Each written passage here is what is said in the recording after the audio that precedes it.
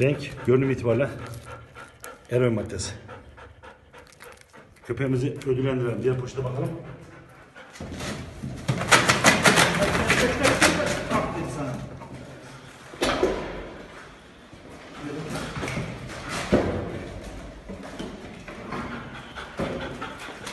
Gel.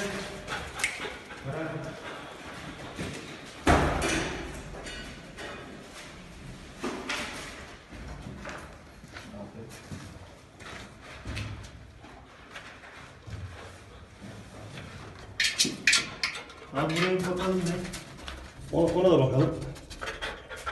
Tamam, ona bakalım. Devam et.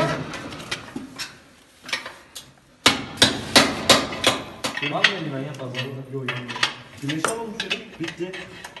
Bitti abi saçlar. Bitti abi. Dik koyalım. Dik. Yukarı doğru. Bak. Bir tutuyor görüyor musunuz? Açılmaması zannetmeyi tutuyor. Aynı paketlerin devamı. Bir saniye. Buraya bir bakalım abi. Evet buldum. Dökülmesin. Oo çok güzel. Açalım onu da.